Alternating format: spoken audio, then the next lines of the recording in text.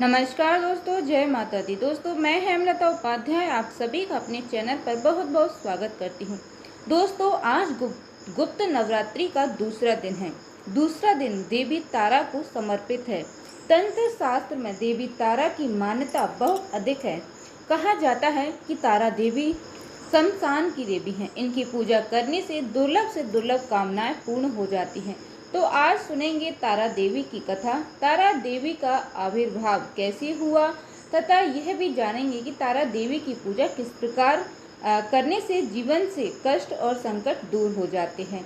और एक विशेष उपाय जानेंगे दोस्तों, जो कि 9 दिनों के अंदर अंदर हमारी नाना प्रकार की समस्याएं दूर कर सकते। तारा देवी की पूजा करने से सबके लिए सबसे पहले आपको लाल रंग के वस्त्र धारण करना चाहिए। देवी की पूजा वैसे तो देखिए तांत्रिक करते हैं, परंतु कोई भी पूजा किसी एक हिस्से में नहीं होती है। सात्विक तरीके से भी इस पूजा को किया जा सकता है।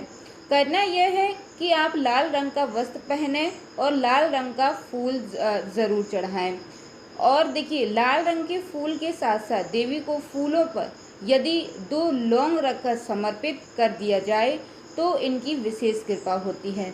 देवी की पूजा के लिए किसी विशेष फोटो मूर्ति की आवश्यकता नहीं होती है। वो माँ दुर्गा के किसी भी स्वरूप में पूजी जा सकती हैं। माँ काली के रूप में, माँ चंडी के रूप में, माँ दुर्गा के रूप में, माँ किसी भी स्वरूप में माँ का पूजन हो सकता है। गुप्त नवरात्रि के दूसरे दिन देवी के दूसरे स्वरूप माँ महाविद्या तारा की पूजा होती है। तारा देवी को शमशान की देवी कहा जाता है। पौराणिक कथाओं के अनुसार जब समुद्र मंथन के समय भगवान शिव ने विष पान किया था, इससे उनके शरीर में काफ़ी जलन और तकलीफें हो रही थीं। ऐसे में माँ काली के दूसरे स्वरूप देवी तारा ने भगवान शंकर को स्तनपान कराया था, तब जाकर उनके विष की जलन शांत हुई थी। तारा देवी माँ काली का ही रूप है। तारा देवी नरमुंड की माला पहनती हैं और इन्हें तंत्र शास्त्र की देवी कहा जाता है। इनकी पूजा से सारे कष्ट दूर हो जाते हैं। तारा देवी के 3 रूप हैं, उग्र तारा, एक जटा और नील स्वर। तो चलिए सुन लेते हैं देवी तारा की कथा। पौराणिक मान्यताओं के अनुसार देवी तारा की उत्पत्ति मेरु पर्वत के पश्चिम भाग में चोलना नदी के तट पर हुई थी है। ग्राम नामक दैत्य के वध के हेतु देवी महाकाली ने ही नील वर्ण धारण किया था। सर्वप्रथम स्वर्गलोक से रत्नदप्त से वैदिक कल्पों तत्व तथा वाक्यों की देवी काली के मुख से सुनकर शिवजी अपनी पत्नी पर बहुत प्रसन्न हुए। शिवजी ने महाकाली से पूछा, आदिकाल में अपने भयंकर मुख वाले रावण विनाश किया, तब आश्चर्य से युक्त आपका वह स्वरूप तारा नाम से विख्यात हुआ। उस समस्त देवताओं ने आपकी स्तुति की थी तथा अपने हाथों में खड़ग, नरमुंड, वार तथा अभय मुद्रा धारण की हुई थी। मुख से चंचल और जिह्वा बार बार आपका बार कर रही थी।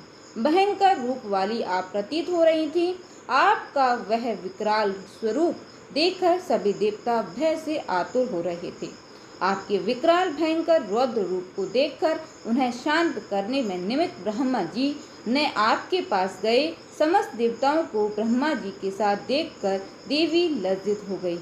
अपने आप खड़ग से लज्जा निवारण की चेष्टा करने लगी। रावण वध के समय आप अपने रुद्र रूप के कारण नग्न हो गई थी तथा स्वयं जी ने आपकी लज्जा निवारण हेतु आपको व्याघ्रचरण प्रदान किया था। इसी रूप में देवी लंबोदी के नाम से विख्यात हुई। तारा देवी तंत्र शास्त्र के अनुसार भगवान राम उनके निमित्त मात्र थे। वास्तव में भगवान राम की विध्वंसक शक्ति तारा देवी ही थी। उन्होंने लंकापति रावण का वध किया और साथ साथ देवी तारा की पूजा करने से व्यक्ति को अभय प्रदान होता है। भयंकर से भयंकर शत्रुओं से व्यक्ति की रक्षा होती है। देवी तारा की पूजा करने से व्यक्ति के जीवन में सभी तरह के कष्ट संकट जो है दूर हो जाते हैं।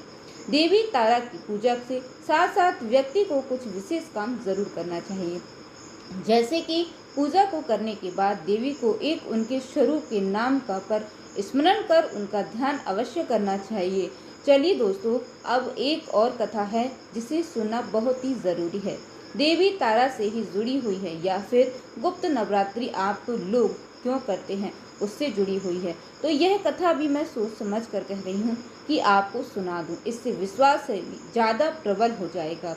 बहुत छोटी सी कथा है, सुना देती हूँ आपको। इस कथा के अनुसार एक समय भृंगी ऋषि भक्त जनों के दर्शन दे रहे थे। अचानक भीड़ से एक स्त्री निकल आई और करबंद होकर ऋषि सिंगी से प्रार्थना करने लगी और बोली, हे गुरुदेव, मेरे प्रति दुर्वेशों से घिरे हैं, जिस कारण मैं कोई पूजा पाठ नहीं कर पाती, धर्म और भक्ति से जुड़े पवित्र कार्यों का संपादन भी नहीं कर पाती, यहाँ तक कि ऋषियों को उनके हिस्से का अन्न भी समर्पित नहीं कर पाती।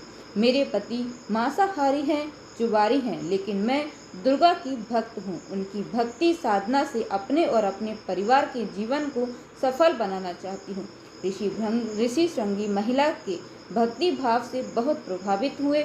ने उस स्त्री को आदर पूर्वक कुछ उपाय बताया और उपाय बताते हुए कहा कि गुप्त नवरात्रों में आप कुछ विशेष उपाय करें, क्योंकि वार्षिक और शारदीय नवरात्रि से तो आप आम जन मानस परिचित हैं, लेकिन इसके अतिरिक्त 2 गुप्त नवरात्रि भी आते हैं और जिन्हें गुप्त रूप से पूजा जाता है।